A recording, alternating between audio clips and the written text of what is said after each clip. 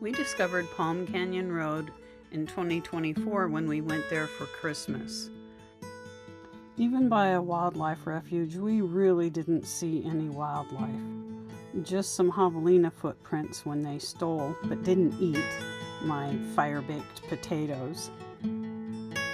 We enjoyed Christmas so much we went back in February.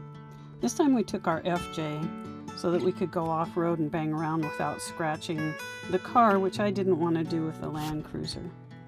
Here's a quick panoramic view of our site. I'm new to drones, so if you get seasick, it's my fault. One of the cool spots in our site was this carving of 3 circles in the ground, clearly mechanically made, but not clear by whom or when, or even really how. I think they're related to the more well-known spiral labyrinth, which is down towards the end of the road as you're getting close to the KOFA wilderness. Here's the drive up Palm Canyon Road. As you can see, it's fairly smooth. At this time, I think they had just graded the road, but it varies a lot, and it can be pretty washboardy. Further, when they have monsoons, they actually wash out parts of the road, so you need to watch out for washouts. I know, sorry.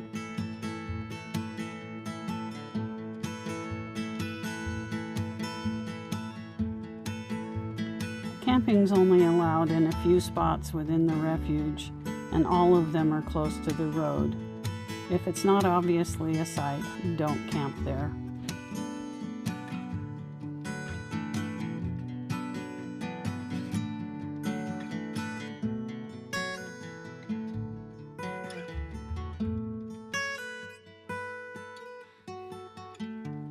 Here's the view looking west from the Palm Canyon trailhead.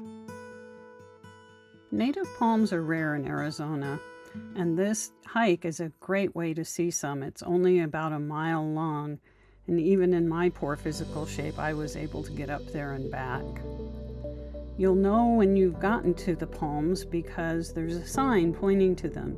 They're actually nestled in a slot canyon across the way. Hang on. There. See? Very pretty.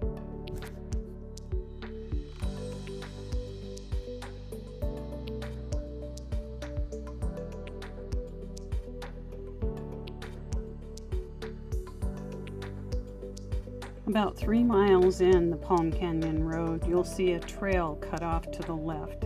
That goes up into Queen Canyon and is how you get to the popular Skull Rock. If you're not familiar with off-road lingo, here's how it works. A road is a dirt road, and a trail is something like this, and it can be this rough or a whole lot rougher. There are rating systems. Under most of them, I think this would be rated as easy, and it was, but we did have a few places where we had to slow down a little bit here and there, but then we're new at this.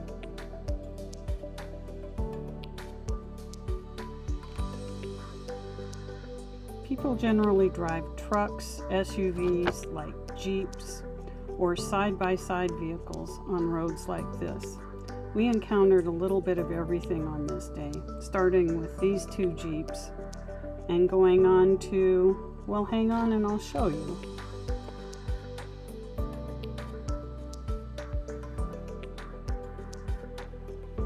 We came across a few hikers, which kind of made sense. It's a pretty easy path to walk on as long as you don't get hit by a vehicle.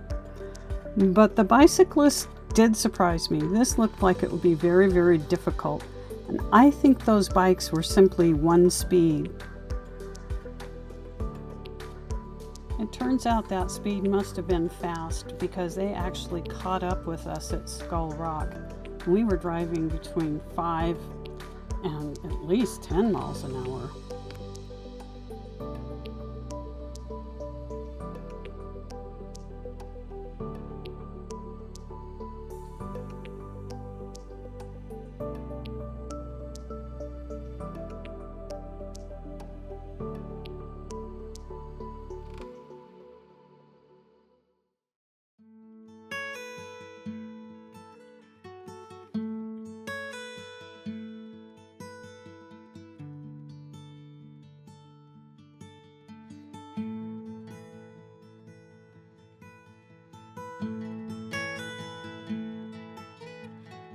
Earlier I mentioned side-by-sides.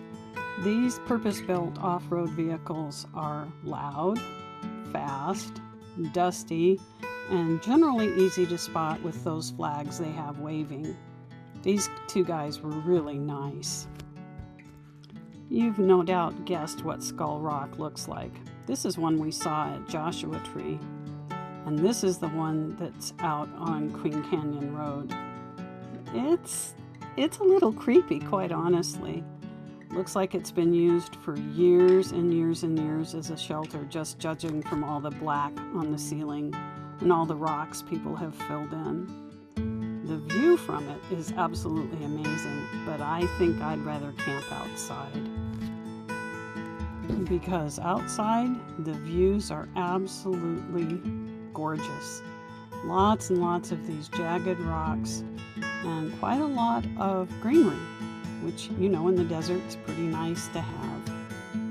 Continue on to the end of the road and you'll find this sign that says, "It's closed to motorized vehicles to protect our wilderness values," which seems odd grammatically, but you get the point.